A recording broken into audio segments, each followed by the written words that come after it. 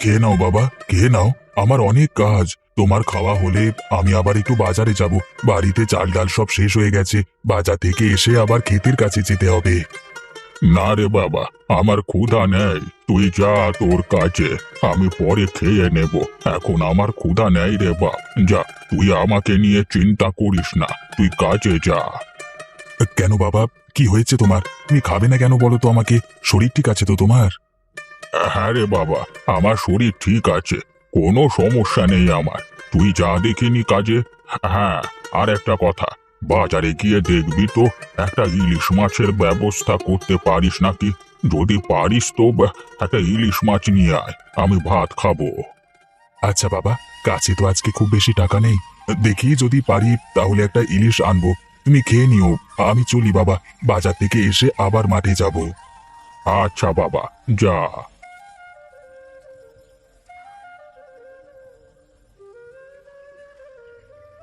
নিয়ে যান, নিয়ে যান, টাটকা টাটকা সবজি নিয়ে যান। আপেল, আঙুর, বেগুন, শাক, কি লাগবে সব টাটকা টাটকা নিয়ে যান। কি গো গোপাল দাদা, চললে কোথায়? সবজি দেবো নাকি? একদম টাটকা সবজি হবে গো দাদা, একেবারে টাটকা। তা বুঝি যখন পেলেছি সবজি কিনতে এসেছি, তখন দে দেখি, ভালো দেখে কিছু সবজি আমাকে দে।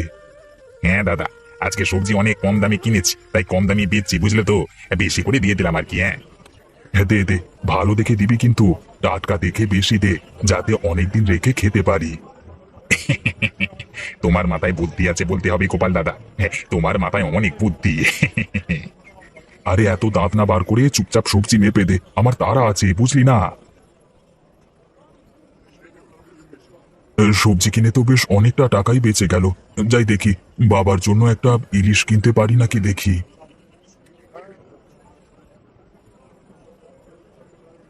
এই যে দাদা, এই ইলিশগুলো কত করে? আরে গোপাল যে, তুইও আবার ইলিশ কিনতে এসেছিস? হ্যাঁ দাদা, আমার বাবা ইলিশ খেতে চেয়েছে। বুড়ো মানুষ, তার মনের ইচ্ছে তো পূরণ করতে হবে। হ্যাঁ ঠিক আছে, তা কোনগুলো দেবো তোকে? এই ছোটগুলো 500 টাকা করে, আর এই বড়গুলো 800 টাকা, কোনটা নিবি? না দাদা, থাক তাহলে। আমার কাছে এত টাকা নেই গো আজ। কি রে, কেবলমাত্র বললি বাপের ইলিশ খাবার শখ হয়েছে, কোথায় গেল রে তোর বাপ ভক্তি এখন? আরে দাদা, টাকা না থাকলে বাপ ভক্তি কোথা থেকে আসবে বলো? ইলিশের যা দাম, তাতে একটা ইলিশের টাকাতে আমার 10 দিন সংসার খরচ চলে। তুই এতই যখন হিসেব করতে পারিস, তখন শুধু শুধু ইলিশ কিনতে কেন আসিস? হ্যাঁ, কটা পচা পুঁটি মাছ নিয়ে যা, ইলিশ বলে চালিয়ে দিস। হ্যাঁ, আরে দাদা, করো করো, উপহাস করছো তো। দেখবে আমি ঠিক আমার বাবাকে বড় ইলিশ খাওয়াবো। যা যা, আমি দেখবো তুই কেমন ইলিশ খাওয়াস তোর বাপকে। হ্যাঁ ঠিক আছে দাদা, আমি দেখিয়ে দেব। আজকে আমাকে অপমান করলে তো, একদিন আমি আমার বাবাকে বড় ইলিশ মাছ খাইয়ে তোমাকে দেখিয়ে দেব। এই যে গোপাল ভাই, দাঁড়াও দাঁড়াও, বাড়ির দিকে যাচ্ছ নাকি? হ্যাঁ, আমিও যাবো, দাঁড়াও। কি দাদা, বাজার করে ফিরছো মনে হচ্ছে? তা কি মাছ কিনলে? বাজারে তো দেখলাম আমাদের পদ্মার ইলিশে ভরে গেছে। তা কিনেছো নাকি ইলিশ? হ্যাঁ, কোথায় আর ইলিশ মাছ কিনতে পারলাম, পকেটে তো বেশি টাকা নেই। আর দিন দিন যে পরিমাণে ইলিশের দাম বাড়ছে, তাতে বোধহয় আর আমাদের মতো মানুষের ইলিশ খাওয়া হবে না। বাবা ইলিশ খেতে চেয়েছিল, তা কিনতে পারলাম না। এখন খালি হাতে বাড়ি যাচ্ছি। কেমন ছেলে আমি, বাবাকে ইলিশ মাছও খাওয়াতে পারলাম না। তুই যা বলেছিস ভাই, আমার মেয়েটা আজকে কদিন ধরে ইলিশ খাওয়ার জন্য কাঁদছে, তাও মেয়েটাকে আমি ইলিশ খাওয়াতে পারছি না। 1 সপ্তাহ ধরে টাকা জমিয়ে ইলিশ কিনেছি ছোট একটা।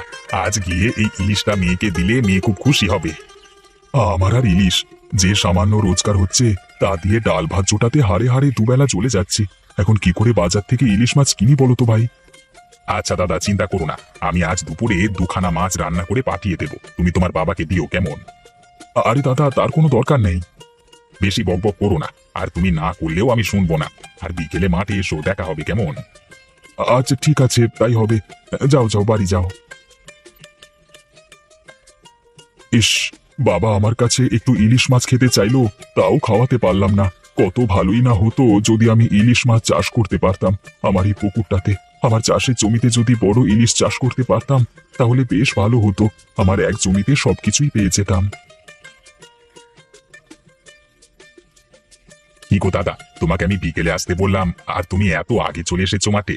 আর এসেই যখন পড়েছো, তখন আসবার আগে আমাকে একটা ডাক দিতে পারতে। আরে আমি বাজার থেকে ফিরে চলে এসেছি, তাই ভাবলাম তুই এত সকালে যাবি না, এই জন্য আর কি তোকে ডাকিনি। তা নয় হলো, কাজকর্ম বাদ দিয়ে পুকুরের ধারে দাঁড়িয়ে কি ভাবছো শুনি? ভাবছি যে আমার এই চাষের জমিতে ধান থেকে শুরু করে সব ধরনের সবজি চাষ করি আমি। আবার দেখো, ক্ষেতের পাশে একটা পুকুর রয়েছে। যদি এই পুকুরে ইলিশ চাষ করা যেত তাহলে কতই না ভালো হতো। আমার এই চাষের জমি সবকিছু পেয়ে যেতাম। আরে দাদা, এটা তো মিষ্টি পানি। মিষ্টি পানিতে কি আর ইলিশ চাষ করা যায়? ইলিশ চাষ করতে লাগে নোনতা পানি। তাহলে নদীর মিঠা পানিতে ইলিশ কি করে আসে? মানুষ তো দেখি নদীর মিঠা পানি থেকেই ইলিশ ধরে। আরে দাদা, ইলিশ মিঠা পানিতেও হয়, আবার নোনতা পানিতেও হয়। কিন্তু পুকুরে চাষ করতে হলে নোনতা পানির প্রয়োজন হয়। পুকুরের মিঠা পানিতে ইলিশ মাছ চাষ করা যায় না। ও আচ্ছা, তাই নাকি? এই কথা তো আমার জানা ছিল না। আচ্ছা, যাই হোক, চলো কাজে লেগে পড়ি। এই চলো দাদা, বাড়িতে চলো, সন্ধ্যা হয়ে গেছে। আর কত সময় কাজ করবে? এসেছো তো সেই দুপুরে। তুমি যে কি করে এত কাজ করতে পারো আমি কিছুই বুঝি না। কাজ না করে আর কি উপায় বল?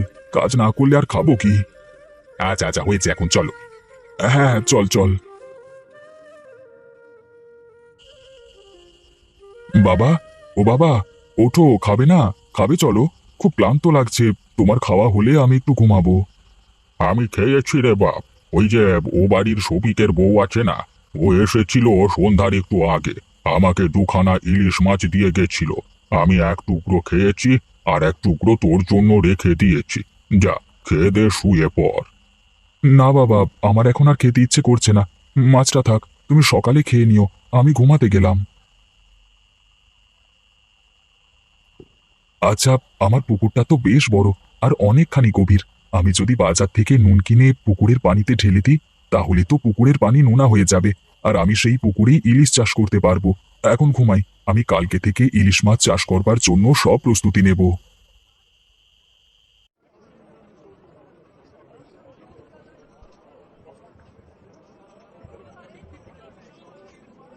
আরে দাদা, আমার এই সোনার আংটিটা আমি বিক্রি করব। দেখুন তো টাকা হবে। এই আংটিটা আমি বড় জোর 8,000 টাকা দিতে পারি। না দাদা, থাক। আমি জানি এই আংটির দাম অনেক। তুমি আমাকে ঠকাচ্ছ। দাও, আমার আংটিটা আমার কাছে ফিরিয়ে দাও। আমি তোমার কাছে বিক্রি করব না। আহা ভাই, রাগ করছো কেন? আচ্ছা যাও, 12,000 টাকা দিয়ে দিচ্ছি। এর থেকে বেশি কিন্তু কেউ দেবে না। আমার কথা বিশ্বাস না হলে তোমার আংটি নিয়ে তুমি দেখে এসো। আচ্ছা ঠিক আছে, দাও দাও, টাকা দাও।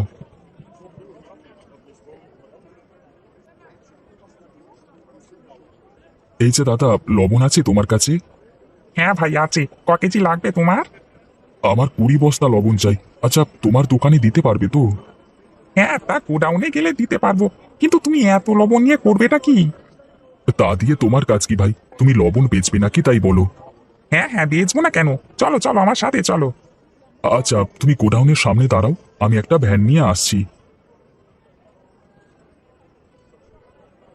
ভাই চলো চলো, এখান থেকে লবণ নিতে হবে।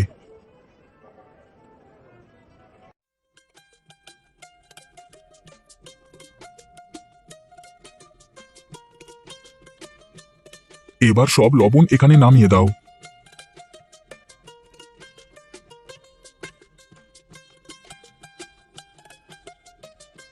এই তো লবণ চলে এসেছে। এখন সব লবণ জলে দিয়ে দিই। এই তো, পুকুরের পানিতে লবণ দেওয়া হয়ে গেছে। এখন শুধু কিছু ইলিশ মাছের পোনার ব্যবস্থা করতে হবে। হ্যাঁ যাই, একবার হ্যাচারিতে যাই। আরে এই যে দাদা, তোমার এখানে কি ইলিশ মাছের পোনা পাওয়া যায়? আরে আমরা তো চাইলে ইলিশ মাছের পোনা ফুটিয়ে দিতে পারি ডিম থেকে। কিন্তু তুমি চাষ করবে কোথায়? লোনা পানি আছে? হ্যাঁ হ্যাঁ, থাকবে না কেন, আছে। তুমি আমাকে 2,000 পোনা দিতে পারবে? ঠিক আছে, কিছু টাকা অ্যাডভান্স করে দিয়ে যাও। আর জায়গাটার নাম বলে যাও। আমি কালকে লোক পাঠিয়ে দেবো। পরে বাকি টাকাটা তুমি আমাকে দেবে, কালকে না হয় দিয়ে যাবে, ঠিক আছে? এই যে টাকা। আর কালকে বড় বটগাছের কাছে চলে গেলে আমাকে পাবে। আচ্ছা ভাই, ঠিক আছে, তোমার কাজ হয়ে যাবে।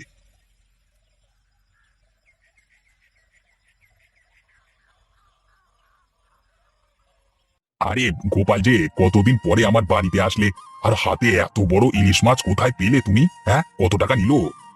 আরে এটা চেষে মাছ নয়, এটা আমার চাষের জমির মাছ। আরে ভাই, তাই নাকি? তুমি বলো কি গো? তাহলে তুমি কি সত্যি সত্যি চাষের জমিতে ইলিশ মাছ চাষ করেছো? হ্যাঁ হ্যাঁ, চাষ করেছি। আর পুকুরের প্রথম মাছটা ধরেই তোমাকে দিতে আসলাম। বাহ বাহ বাহ বাহ বাহ বাহ! আয় আয়, আজকে জমিয়ে খাবো। আচ্ছা ঠিক আছে। ভাবি, তুমি রান্না করো। বিকেল বেলায় আমি আমার বাবাকে নিয়ে চলে আসব, তখন জমিয়ে খাবো একসাথে বসে। আচ্ছা আচ্ছা, ঠিক আছে।